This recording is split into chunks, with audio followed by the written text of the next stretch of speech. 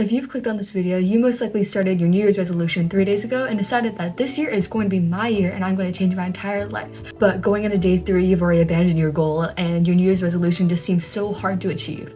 Now, there's a few reasons for this, and I'll be going over those in this video, as well as how to change your resolution with my own resolution that I'll show you an example of. Let's get right into it. So the first step in this process is to make concrete goals and not abstract ones. So what I mean by that is, for example, if I want to work out more, I would say, I want to go to the gym more this year, or I just want to exercise more every day. But really think about how you would achieve this. There's no real way for you to start doing this process, right? So instead of having this abstract goal, change it into something concrete. For example, this year I will be able to lift up to 50 pounds and if not more. By having this strict concrete goal, you've already made it a lot easier for you to find a way to get started on your goal and really just get into it from the very first day. This way, instead of procrastinating and saying, oh, I don't really need to start the gym today, I'm very stressed, or I just have too much work to do today, you could just say, well, maybe I do have time for 5 minutes of just trying out my new weights, and there's less reason for you to procrastinate on your goal. To go along with this, my second tip is to make small pieces of your goal, so sub goals basically, that you would do every month or so, every week or so, depending on how much progression you want, making sure that you stay consistent with those progressions. So for example, back to the weight thing, if you want to lift 50 pounds by the end of the year, you could say, for example, by the end of every month, I want to be able to lift 5 more pounds than I have before, and that way you'll actually reach 60 pounds of lifting by the end of the year. And I don't know if you can tell, but I don't have a lot of experience in the gym. This is just an example. So hopefully you understand what I'm saying, because by having these progressions, you're actually making it a lot easier for you to start on these goals. Because if you think about it, it's like, well, if I don't lift now, I can always just start next month. Well, if you have these concrete steps, then you'll realize that, oh, if I do this and I push it back to next month, then I'll have to be able to lift 10 pounds in 1 month, which honestly might be a lot harder to do. So I'm just going to stick to doing it progressively and just having the same amount every month. That way you'll see consistent progress, you'll have consistent goals, and you'll always have some sort of progress to look back on and be proud of. My third tip to help with your consistency is just to remind yourself to do this goal every day, because I feel like for a lot of resolutions, by the beginning of February, you forget about your goal. You're just like, oh, I don't know what my New Year's resolution was. Like, I just honestly don't remember it.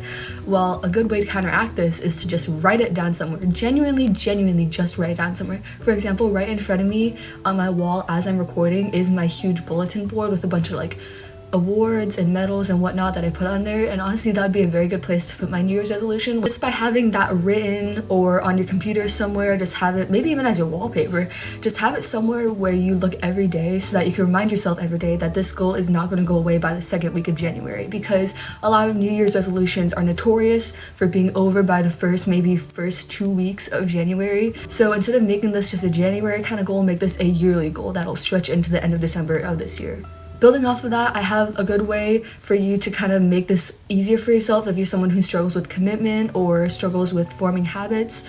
In general, habits take around 21 days to form. I'm not sure if that's very accurate or not, but let's just say around a month, right? So by the end of January, if you keep at this goal every day, or at least like twice or 3 times every week, hopefully you have some sort of consistency that it'll become just a part of your life. So for the gym, for example, you could incorporate it into your morning routine. You could wake up a little bit earlier, maybe drive to the gym or have your home workout and then do whatever you need to do, because by having that every day on the first month of doing your New Year's resolution, then there you go, that's just basically part of your routine. And then it's not as easy for you to just be like, oh, I'll just skip this day, or I can just put this off to tomorrow or next week, because once you form that habit and once you have that routine stuck down by the first month, the rest of the months will be easy. And that's how I kind of started bullet journaling as well. For like a personal example, I bullet journaled every day in the month of January, and by the end of this year I was still bullet journaling. And yeah, there you go. I mean, that's just one way that consistency really helps me. Alright, those are just some of my tips to help you actually build a habit and make it easier to complete your resolution. Now, if you have a little bit more of a deeper issue with your resolution, just like not being able to find a resolution, for example, or you just don't know where to start with it, here's some more large overhauls of your resolution. So for example, if going back to the gym thing, you say, I want to exercise, and you don't really know where to start with that, I took a little bit of inspiration from CGP Grey actually with this one, but have your yearly theme, which is what he calls it. So essentially what that means is, instead of having the specific goal of I'll go to the gym, just have this broad topic of health. So that way you're not just restricted to going to the gym, you can also learn to eat better, you can learn to dress better, look better, anything in that general realm of health. As long as you do something in it, you've improved and you've done your resolution. That just feels really good, right? And that way you're not limiting yourself to just like, I want to work out, I have to work out. You're also making it so that you can make yourself healthier in like a lot of different departments, which is definitely a lot of help if you're struggling to kind of start at your specific goal. You could be like, well, instead of going to the gym today, I'll start by taking a good shower, really taking care of myself so I feel good and ready to go to the gym the next day, because that way you've worked on your topic and therefore you're doing good. My next tip is for if you've made the same resolution over and over again every year and you just never seem to be able to do it or stick to it for more than the first 2 weeks of January, this will help you a lot. So try to find an alternative way to look at your problem or your resolution. For example, if you say, I want to go to the gym every year, but you never do it and it's been 3 years and you make the same resolution and you just never do it, you should change how you look at it. So rather than say, I'll go to the gym, say, I'll go on runs every morning. So having that alternate solution will break you out of your cycle of procrastinating for the past 3 years. You'll have something fresh to kind of look forward to, and if it works for you, you'll feel really good about it, and maybe you'll get even better at your health through that.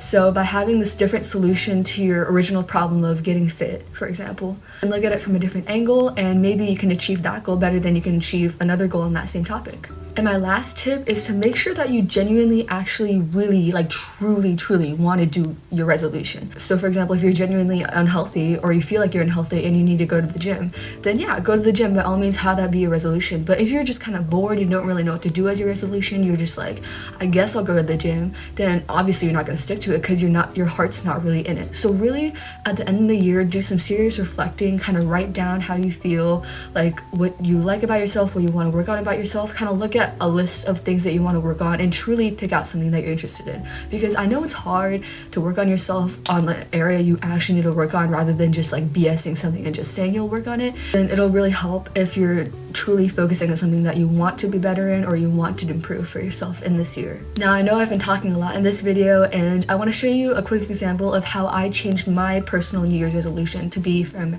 bad, sort of conceptual, non-committal to something truly solid, concrete, and doable for this year. Now, my New Year's resolution originally was I want to take opportunities that will help me get into college, and now that sounds really great, I really want to go get them. However, I've kind of looked at it and I'm like, well, what do I really mean by this? Like, what do I truly mean by I want to take opportunities? Because I know I wrote that last year. I know I was like, I want to take opportunities before junior year because then I'm going to be busy that year.